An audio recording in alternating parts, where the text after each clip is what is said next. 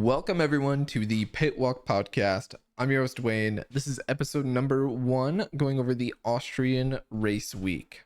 Now, to start, this podcast is a completely unbiased, did I mention completely unbiased podcast? But in all seriousness, I am a big Red Bull fan. Go Max. Lewis, you suck. I'm just kidding. So going over the race week. Coming into the race weekend, there was a lot of rumors sparked by George Russell about Max's contract for next year and George's. Now, George is up for renewal, but Max is still good and locked in until 2028. Now, the exit clause that's in question is his position in the driver's ranking after completion of the Austrian Grand Prix. A lot of people are saying if he is not within the top 2 in the Driver World Championship, then he can start or activate his exit clause and leave the team. Now, we do have confirmation from Dr. Helmut Marko that it is not second, and we are in no way anywhere near a Max exit clause being activated. So that's good news, because I love seeing Max in that Red Bull. It's an absolute boat of a car, but it's fun to see him drive it, because frankly, if you look at where Yuki is all the way down in P16, the only person plus 2 laps in this race, I don't understand how Max is doing this. Now, that being said, there was some other controversy that Max was incorporated in this weekend, and that was with Kimi Antonelli. Now, apparently, Total Wolff wanted to be on the safe side and sent that man to try and murder him. I mean, murder. Kimi made the lunge from way back here and sent Max into the Shadow Realm. Not literally, it was a racing incident.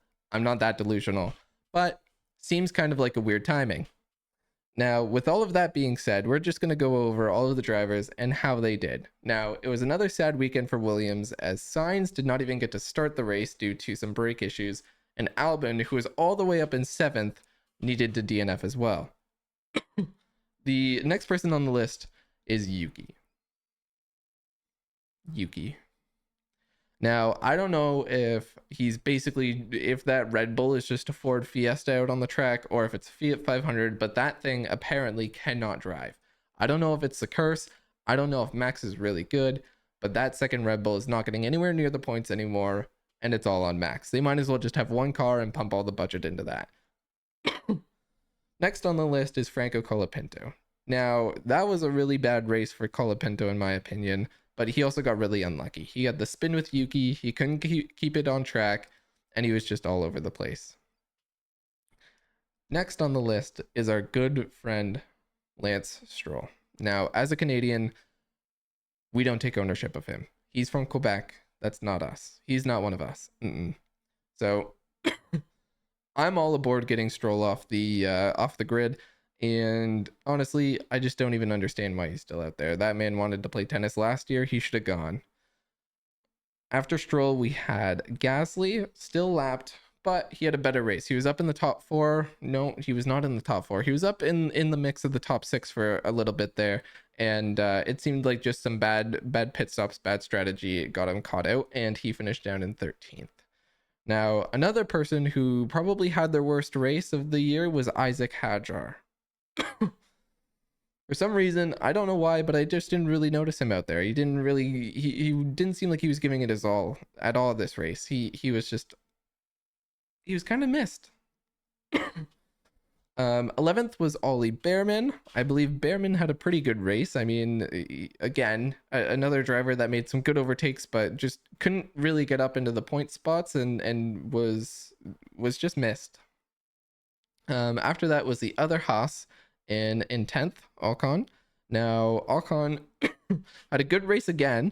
It was good for Haas. He got them a point, so that brings them up in the standings a little bit, gets them a little bit closer to those midfield teams, and with how Williams is doing, that's quite pivotal. Now, another team that had a great weekend compared to how they've been doing earlier in the season was Kick Sauber. So we have Hulkenberg in 9th and Bortoleto in 8th. Great to see Bortoleto getting his first points of the season. I mean, he's probably going to remember that race for the rest of his life. When you start in 5th and you're up there, or not 5th, when you start in 8th, sorry, and you're right behind Max Verstappen, 4-time world champion, you're not going to forget that. That was a great race from Sauber. They had great pit stops. Everything was just working for them, and it was great to see. Now, in 7th, we have Fernando Alonso.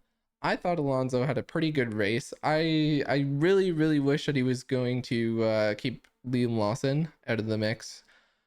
As a Red Bull fan, I really don't like Lawson. Just,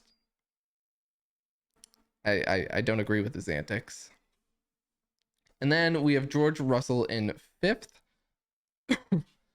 Quite surprising. I thought he would definitely be a little bit higher than the Ferraris, especially just with the pace of the Mercedes in Canada, getting that podium, finishing 1st. And he was looking really good in practice. So surprised to see the Ferraris ahead.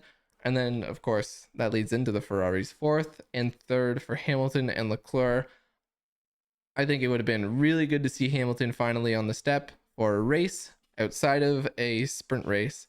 I think that could have done wonders for his confidence, and he would have just been, I think it would have been a big step for him. But Leclerc gets another podium, finishes in 3rd, and then the McLarens in 1st and 2nd. Now, that deserves a whole episode on its own. McLaren just has an absolute rocket. They are nowhere even close to any of the other teams, and nobody can pin them down.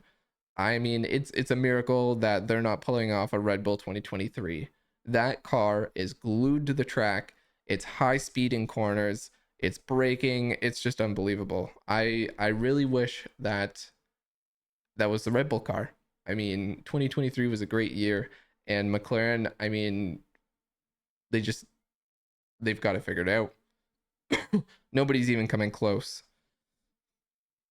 So all in all, if you haven't watched this week's race, I think you can give it a good watch up until about lap 25, and then you're going to know the result. Everything just stays the same from there.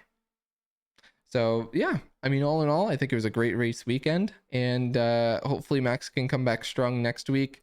I hope that Yuki can start finding his form this year. And I hope Lance Stroll never touches the grid again. So that's been a quick recap of the Austrian Grand Prix. Thank you for watching and listening, and we'll see you next time.